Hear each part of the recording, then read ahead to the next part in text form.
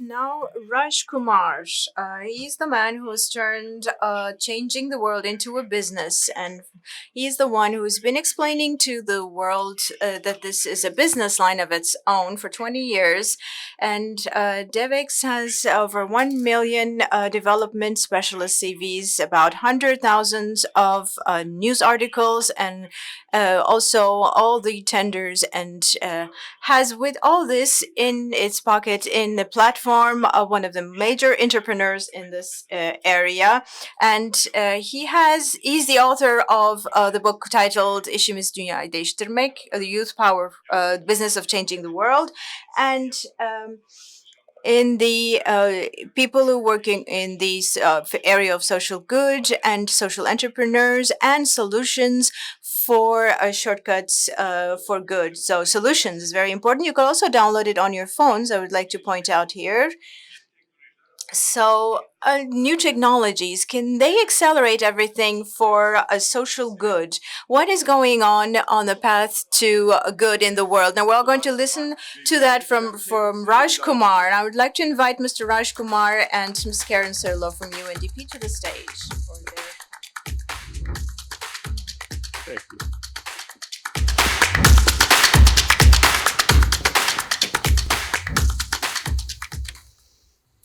Hello. Good morning. Good morning. So, Raj, the foreign aid industry currently is around $200 billion. And when you talk about industry in the kind of humanitarian development context, it may sound a bit negative. So can you speak a little bit about foreign aid as an industry, maybe some of the challenges it's faced? I would be happy to do that. Good morning. It's really wonderful to be with all of you. We're very used to talking about industries and industries that are being totally transformed by new technology, new money, globalization. I mean, these are just a few here on the screen, but it's something we're very used to talking about. But when it comes to philanthropy and charity and foreign aid, I think, first of all, as you rightly say, Karen, we often don't even think about it as an industry, but really it is. I mean, this is an industry that's got millions of professionals working in it all over the world, people like yourself at places like UNDP. It's an industry that has lots of sources of funding, much of it taxpayer money, but also lots of philanthropy from billionaires and ordinary citizens around the world. Lots of NGOs, international ones and local ones. It's a really rich ecosystem, and it is like an industry. And what I document in the book is just like these other industries that we're used to talking about, being totally disrupted. Newspapers sort of going out of business or being completely transformed by platforms like Facebook and Google. The car industry, the energy industry being totally transformed by Tesla and Uber. Actually, our aid industry, organizations like UNDP, NGOs, big international charities are also being transformed. That's basically the argument I'm making. And what are the challenges? What were the problems where you see need the transformation the most in the industry? So I think there's three big shifts that are happening, and you can see these a little bit here on the slide. So the first big one is that the aid industry was mostly funded by a few governments. It was the US, it was the UK, it was Germany. A few of the biggest economies in the world made up most of the funding that went to UN agencies or the World Bank, et cetera.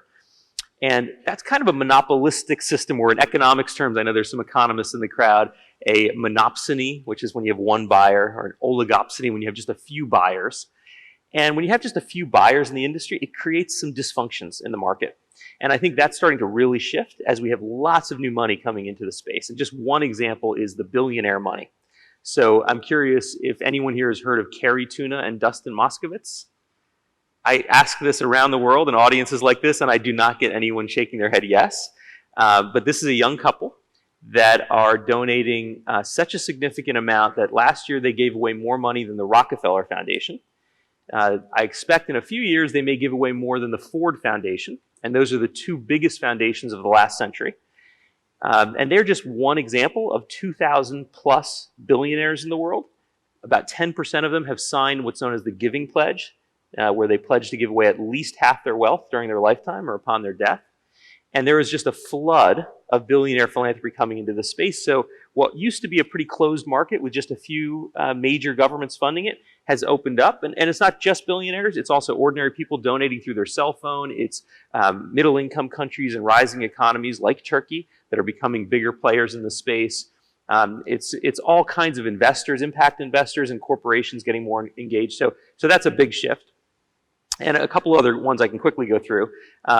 There's this idea that we're moving from projects to getting into retail aid, directly reaching people. And also that we're not thinking of the person we're trying to help, the person in need, just as a victim or a beneficiary. We're increasingly seeing them in this new era of aid and this disrupted industry as a customer. Partner. Or a partner. Or a partner. And so with all of this money coming in, potential money, I think you said 200, how much money is so the potentially? industry is $200 billion today. But for billionaire worth that could be invested. If you look at the wealth of all the billionaires in the world today and you add it all up, it's $9 trillion US. And the level of wealth has gotten to a point where really there's not much to do with it. I mean, so many governments are going to increase taxes. Even some of these billionaires, after paying those taxes, after buying a yacht or a private island or another mansion, they will still have an enormous, historically unprecedented amount of money to give. And some of the billionaire wealth is at the level of governments. Someone like Mike Bloomberg, the former mayor of New York, last year he gave away $800 million. But my projection, as I document in this book, is that he may well be giving away as much as a government, like the government of Canada, every year, as one individual. So this is a big trend, and there are many other examples I give like that in the book. So as these billionaires or large or new organizations come in, so partly that creates competition and makes people more accountable for what they're doing, but it also runs the risk of having all these people kind of flooding the market of of aid. And how are the rules of how they invest? What are they investing in? Are they trustworthy? How can they operate in this system in a way that's actually useful for people, not just on the whims of what they want to do that they think is a good thing? So Are there rules? Is there advice for how they enter that market? Yeah, I mean, I should say industry disruptions are not necessarily good things, right? It's not necessarily, basically what it means that this industry is being disrupted is that it's being opened up and reimagined, and it could solve some problems and it could create some new ones. And what you're alluding to is potentially a big new one, which is unaccountable giving. So if you have lots of wealth coming into the philanthropy sector and there aren't really any rules and there isn't a sense of accountability, well, people could make big mistakes. And here we're talking about human lives, right? We're talking about global health and education. We're talking about extreme poverty. So you can make really big mistakes with massive wealth in the sector. So we actually need, and part of what I'm calling for in this book is for us to reimagine the way we think of the industry, and to put in place some new rules around accountability. It might be governments putting in new rules around taxes, what counts as charity and what doesn't. It might mean having new rules around transparency and requiring more transparency around giving. But we do need to open up this conversation now because there is a tidal wave of billionaire philanthropy coming into this space. I think you were also saying that there's this model of not creating a foundation, but now just giving money through a separate business or creating another entity. Yeah, many of the newest philanthropists are using private companies as the vehicle to give away their wealth.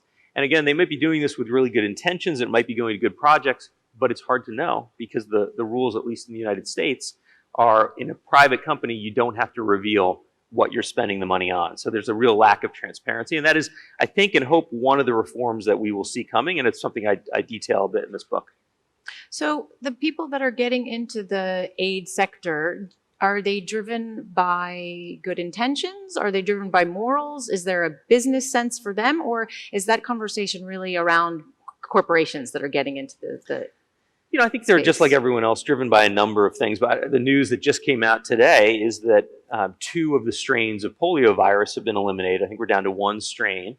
And we're getting very close to the elimination of polio from the planet, right, from the world. It will be only the second disease in human history that has ever been eradicated from the planet. Smallpox would be the first. So I mention this to answer your question because I think what's driving a lot of billionaire giving and even ordinary people is the sense that we want to be involved in a historic project that's going to actually make the world a better place in a very significant way. And as we see the end of polio, hopefully soon, as we see the end of guinea worm, and there's several other neglected tropical diseases that are likely to be eradicated in just maybe the next decade, that I think we're going to hopefully get to a point where the citizens around the world, whether you're a billionaire or just an average person, say, hey, I want to be part of this. This aid industry is actually mine, and I need to play a role here. And certainly around an issue like climate, that's absolutely essential that we all see ourselves in it.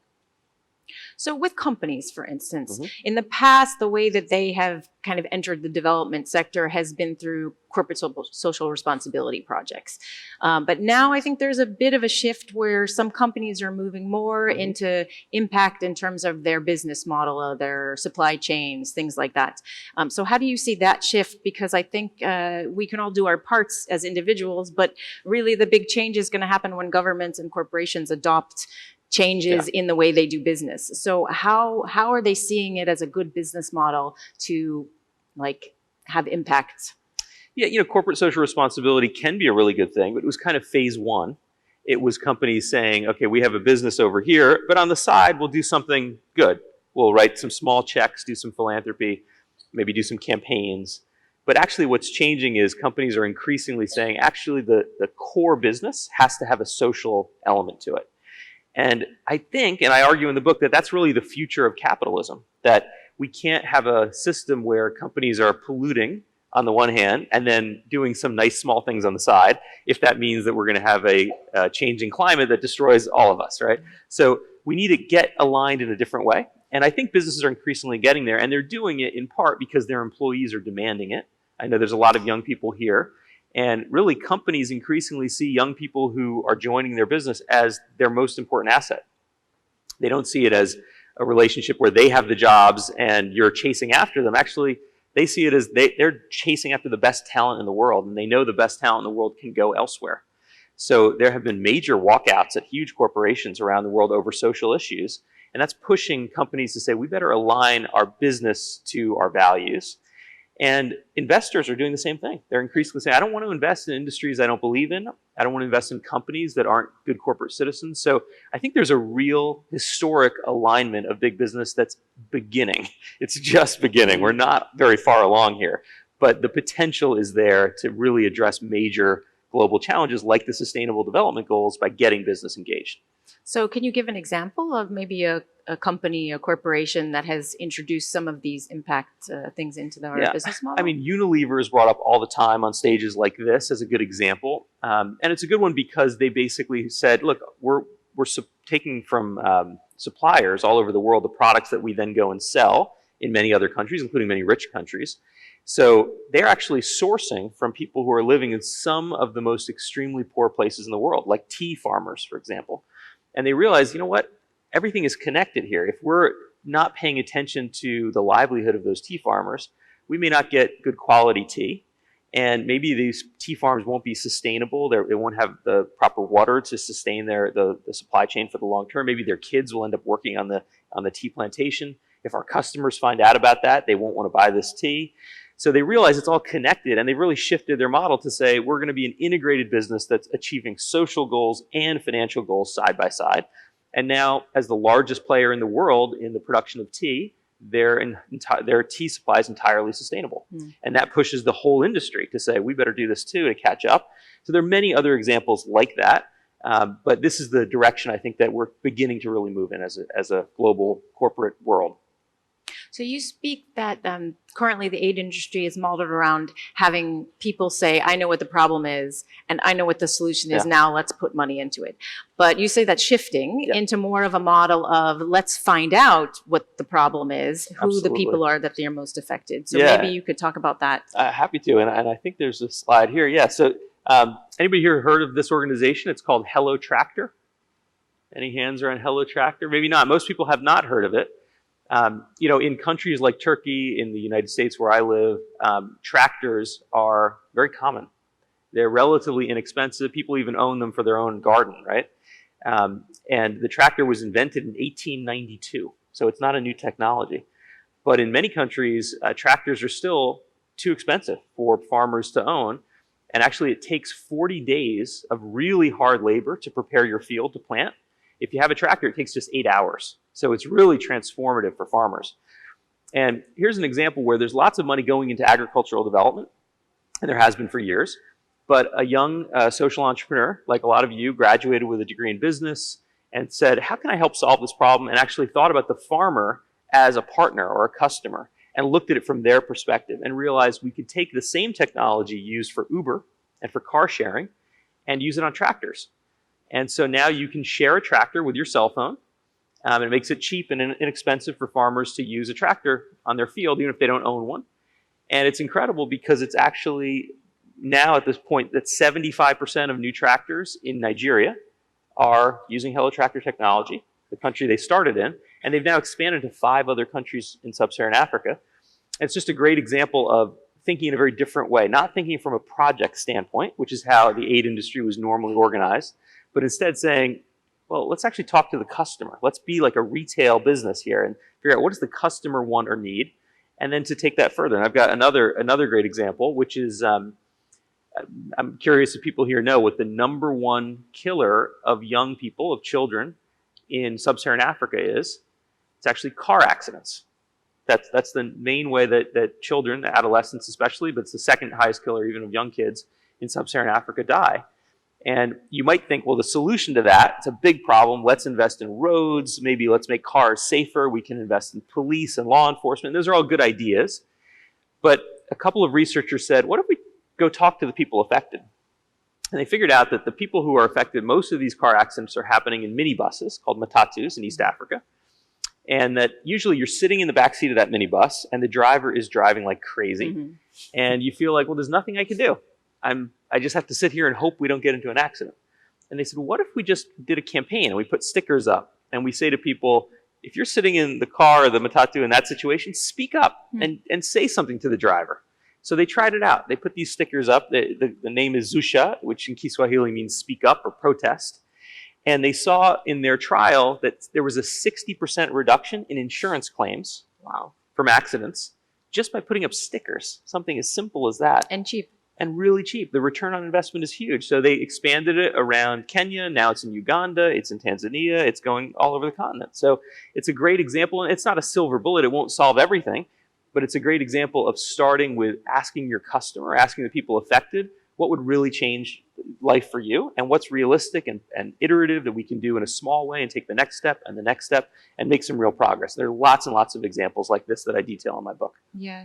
So these kind of small experimentations, I think this is happening more and more in the aid industry. People are trying this, but I think there's still a disconnect then between these small experimentations and the infrastructure and you know how the government works and the municipality, and how can we bridge that gap because these experiments are successful or sometimes not successful, but you're not losing a lot of money in them. So how do you connect those two? Yeah, well, there was a Nobel Prize in economics just given to 3 economists who focus on these small experiments. And originally, they did a lot of randomized controlled trials. And it was kind of exciting, but the problem with it was it wasn't always applicable to the way the aid industry actually works. Right. So you would find out that in a very certain specific set of circumstances, an intervention like providing chlorine tablets to clean water really works, but it's very hard to scale up. And so these things weren't largely adopted. But that's really shifting now. And I find that big NGOs, the international aid agencies are changing the way they work from trying to design a really big project at the beginning in a place like London or Washington and think they know all the answers, and instead saying, well, let's start with something small. Let's put in a small amount of money, use tiered funding, see if it's working. If it's working, we'll put in a little bit more. If that's working, we'll put in even more. And eventually, we'll put in a lot behind the things that really work. So some of these small experiments like Zusha that started out small have actually really scaled. There are many examples of that, and it really is shifting. Great. I think that's our Bing. I think they're binging us. I just have one last slide, which is that, so all of this taken together is what is known in the aid industry nowadays as a results revolution. So the big shift is the idea that we used to think of giving and charity as the focus was on us, the person writing the check or giving away the money. And now the focus is on the person who's actually being helped. They're the center of the equation. And what really matters is the results, not your intention, but the results. And that results revolution starts maybe at people like Bill Gates and the many billionaires I mentioned and the many foundations and NGOs, but really it doesn't work unless all of you, unless everyone in this community sees this as their industry and adopts these ideas like the Sustainable Development Goals as their own. So it is really an honor to get to be here today, to get to talk about this at the Social Good Summit, because I think the Sustainable Development Goals really are that frame that are going to push us in this direction of a whole new aid industry that and hopefully keep us will accountable and keep us and accountable. give us a roadmap. Yeah, absolutely. So thank you. Thank you.